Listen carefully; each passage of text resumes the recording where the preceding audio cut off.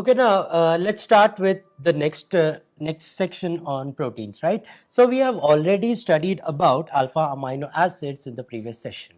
Now, what exactly are going to be proteins? So while discussing alpha amino acids, I just wrote something like you have alpha amino acid. I would write it as alpha 1. You could write it as 1, and then you have alpha 2. That is, two alpha amino acids form a dipeptide, right? That means then you have a tripeptide, then you have a polypeptide. So now this polymeric peptide is called as protein. So I would write this as tripeptide, and then you have polypeptide. Okay, so this polypeptide I am referring to as protein. So now let's have a detailed discussion about what exactly is going to be protein, how do you define a protein, why are they needed, where are they present, and can a human being survive without a protein, right? So this polypeptide, I would refer it as protein. Okay, so now what exactly are proteins? So how could we define a protein? So proteins are basically complex, nitrogenous means, as I have already discussed, that alpha amino acids, they are obtained by hydrolysis of protein. So that means they are nitrogenous compounds, right? So proteins are complex nitrogenous organic compounds. Okay, and in the previous session I have already discussed that proteins on hydrolysis give alpha amino acids, and now just now I wrote something like two alpha amino acids joined together lose a water molecule, form a polypeptide. So proteins are basically complex nitrogenous organic compounds in which alpha amino acids are linked, or you could say, it is linked together rather than using the term joined together. So they are linked together by this linkage, CONH. This is called as peptide linkage. And this number of peptides can be very, very high or very, very large, you could say. So basically it is a polypeptide. So you could say that a protein is polypeptide. Now all living organisms need protein for the growth, development, and for development of tissues, bones, muscles to some extent. Animals even cannot live without protein, right? So you could say that if you have an animal, including human being, they can live without carbs, that is carbohydrates,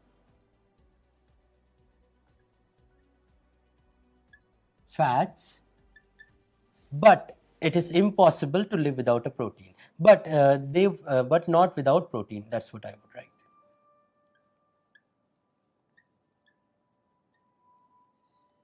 They can live without carbohydrate, fat, but not without protein.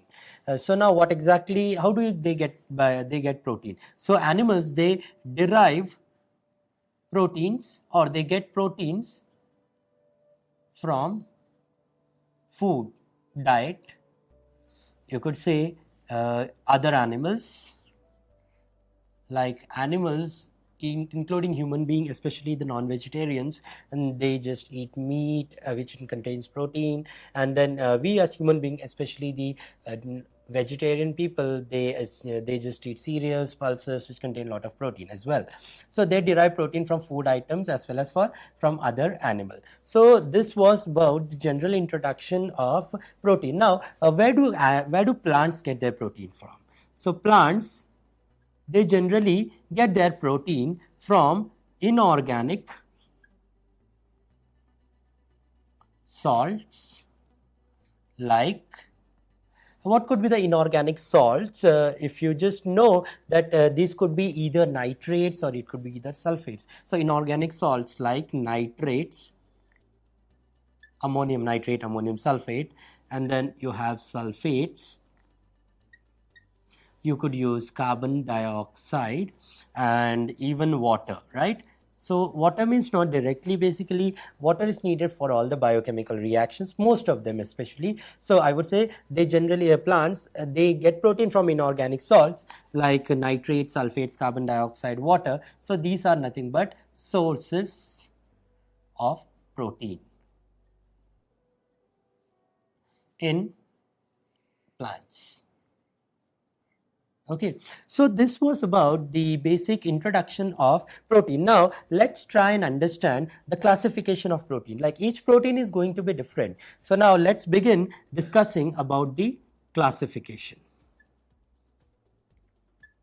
Okay, so now we are going to classify this on the basis of structure. Okay, on the basis of structure, we can classify it into two types. So the first is fibrous protein,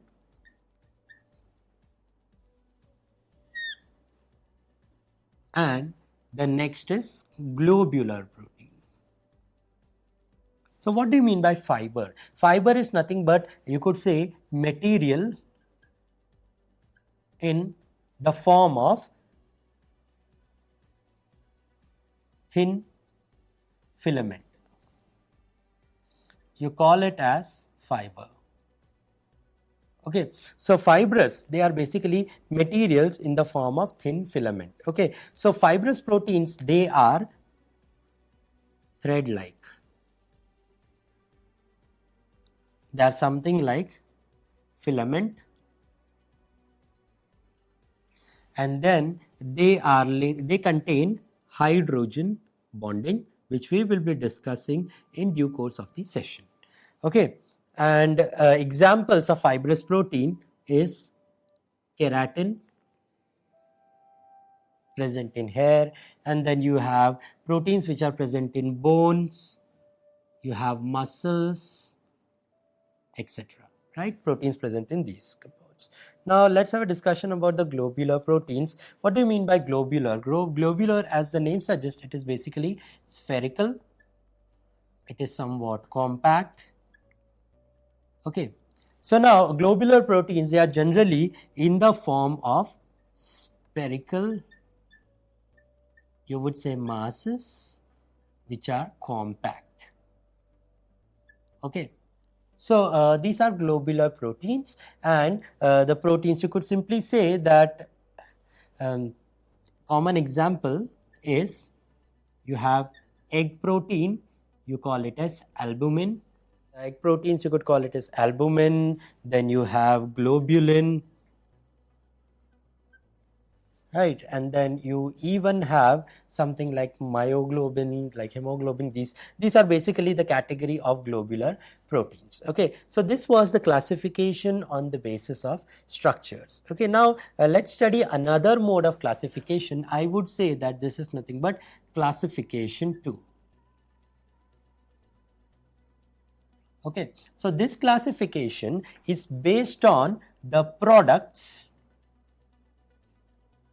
obtained on hydrolysis. Okay, so now what could be the products obtained on hydrolysis? As we know that they generally give alpha amino acids, right? So depending upon this, it is classified into 3 types. First is simple protein. Okay, so simple protein on hydrolysis give only alpha amino acids, right? Then you have conjugated proteins or mixed proteins.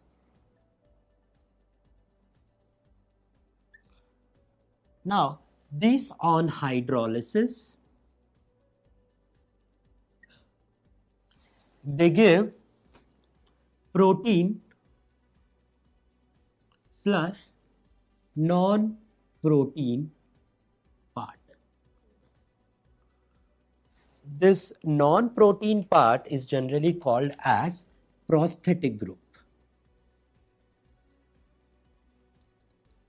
Okay, then we have the third one is derived proteins. So as the name suggests, it is derived from protein. So these are nothing but intermediate hydrolytic products. So I would simply write this as intermediate hydrolytic products of proteins. They are basically derived when proteins are subjected to any sort of physical change. It could be heat, it could be any physical change, it could be any chemical change, it could be action of heat, action of light, action of heat, high temperature, and so on. So this was about the introduction and classification of proteins. So proteins are nothing but you could say alpha amino acids linked together. So it is a polypeptide, polymer of alpha amino acid linked together by means of peptide bond. Okay, now let's have a look at the structure of a protein. So the title is going to be configuration of protein. Okay, so now let's study what exactly we are going to deal in this particular section. So now the configuration of a protein is confirmed by its structure. Okay, so now let's have a discussion about the structure of a protein. So now what exactly we are going to do here is we are going to study different types of structure. So as you might be knowing that proteins, they are basically chains of alpha amino acids joined by peptide linkage. Okay, you could say peptide bonds or peptide linkage. So now we are going to study the different types of structure. Okay, so the first structure which we are going to study is something what you call it as primary structure.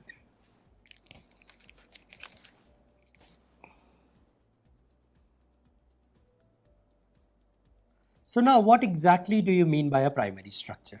So primary structure is a structure that we have been discussing it from the beginning. So it is formed as a result of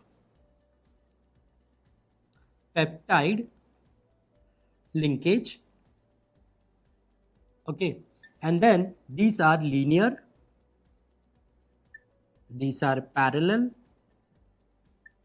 So it could be something like this. You have NH, you have C double bond O, and then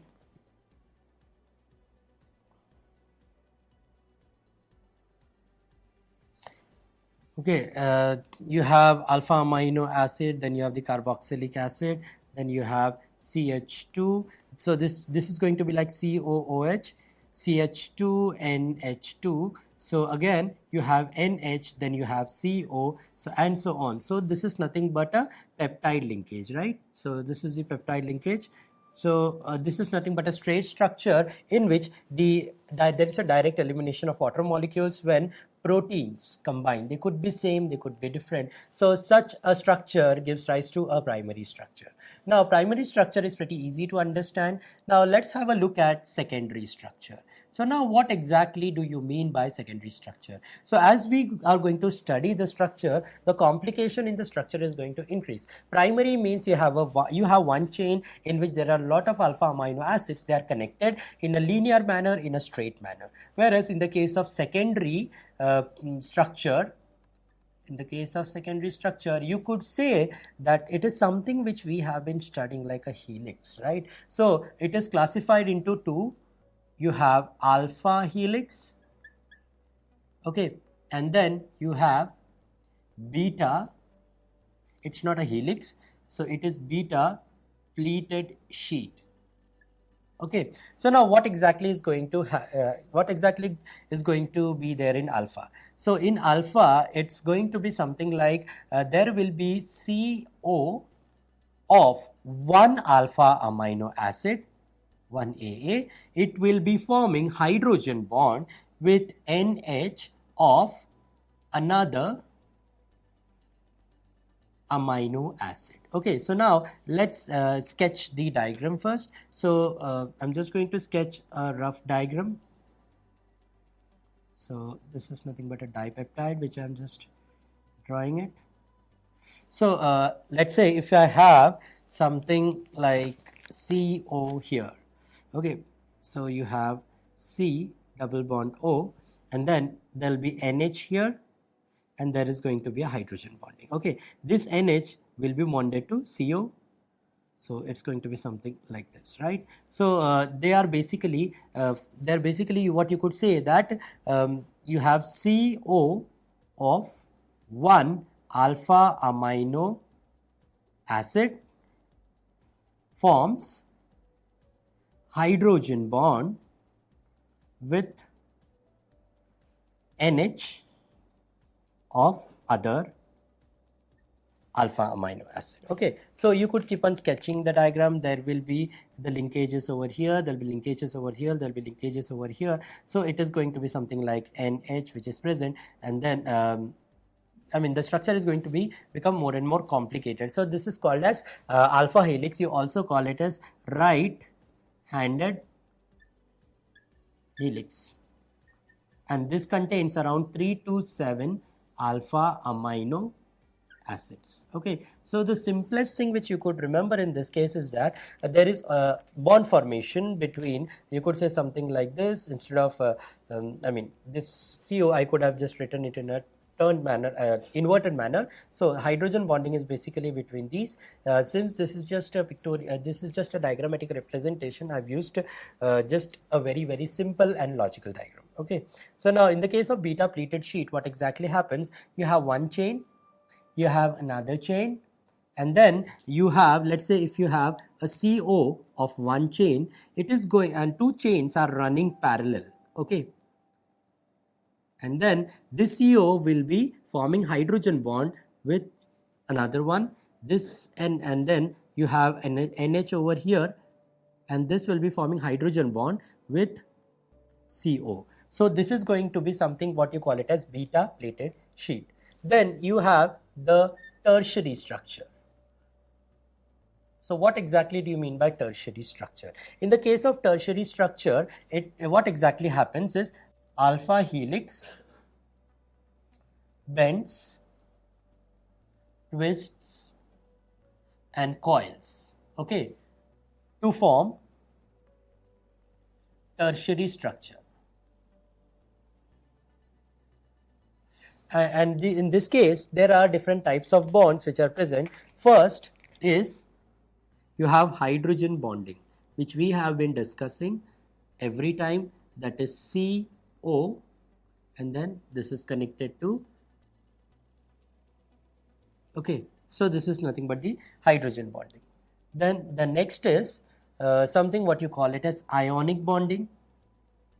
Ionic bonding, it is going to be something like, yes, you have COO minus and NH3 plus, that is a Zwitter ion existing together. So this is nothing but the ionic bonding.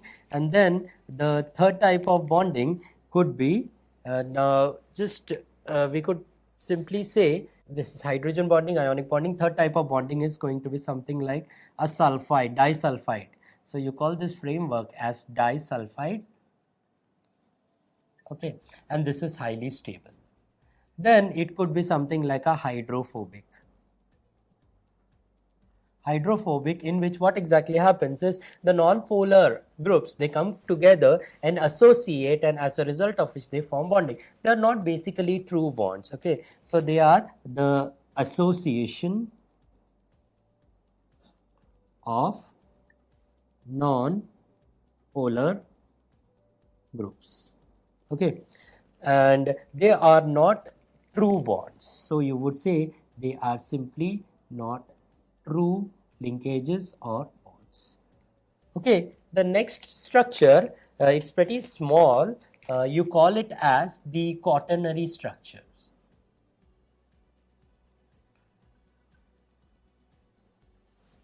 In the case of quaternary structures, what happens is the polypeptides coil and form complex structure. Okay, and it is one of the most stable structure, and the commonly used example to study is hemoglobin. Okay, the common example is hemoglobin.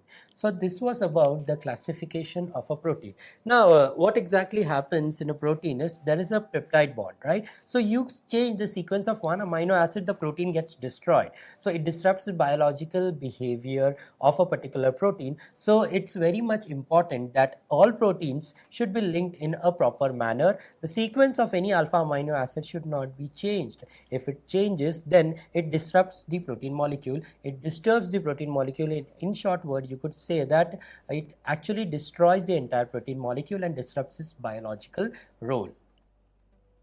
Okay, now let's understand the next term in our section on protein, that is denaturation of protein. So what exactly do you mean by denaturation? Denaturation actually means spoiling of a protein. So you know, all these proteins, they are having an optimum pH value in which they function. They are dependent on temperature and all other parameters, right? So proteins, when they are heated or any chemical, when it is added, or any pH change or any temperature change, so the protein lose their activity. This process is called as denaturation. This is basically what you call it as spoiling of a protein. So in the case of denaturation, what exactly happens is the native conformation of protein disrupts.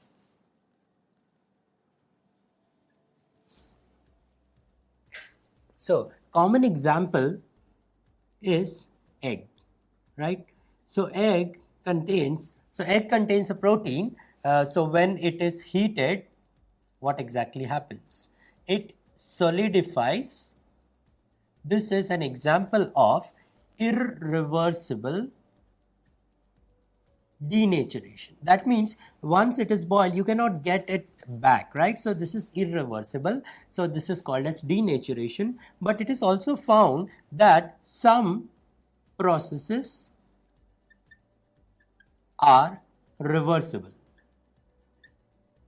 So let's say when you have a protein, it is subjected to chemical action, it loses its activity, then you could add one more chemical agent, then it gains its activity. So this gaining of activity is called as renaturation.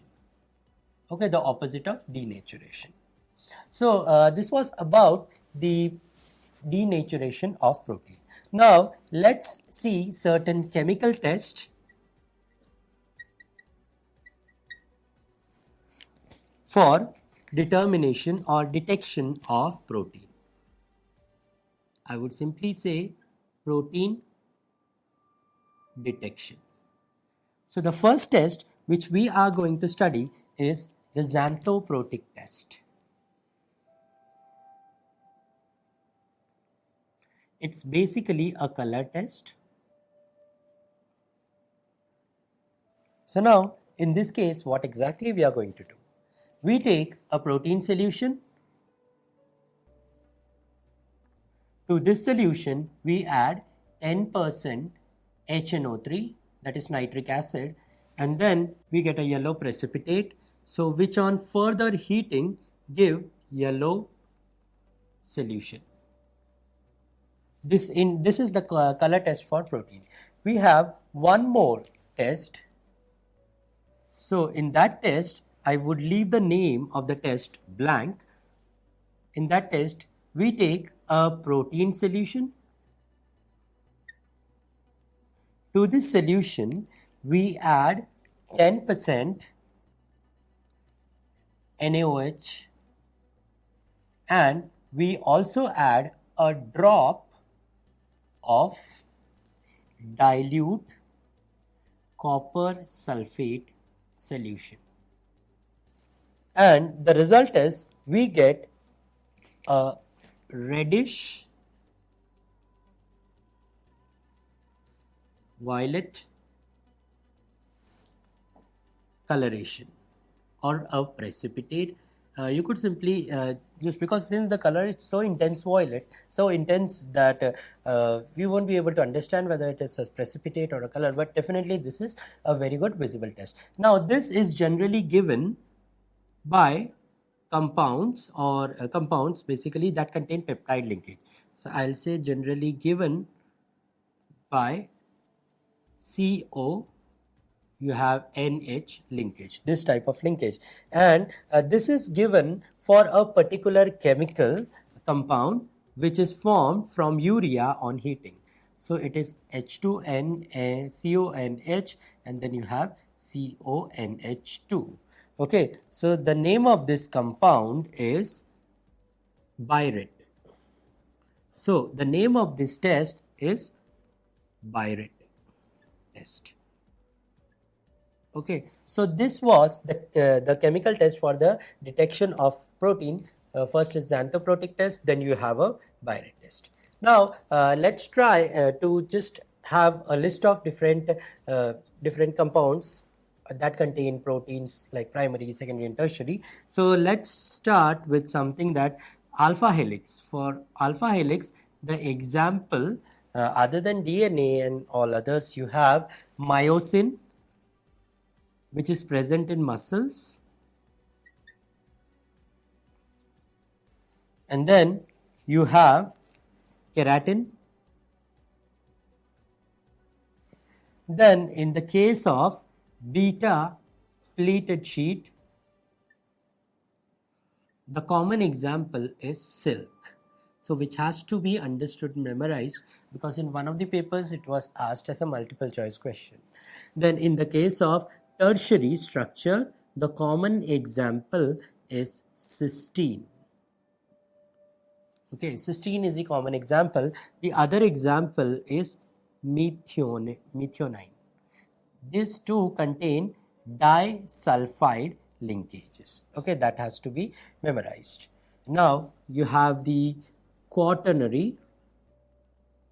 So in the case of quaternary, the common example is hemoglobin. Okay, now let's end up the session on proteins, understanding the importance, the biological importance and the use. So biological importance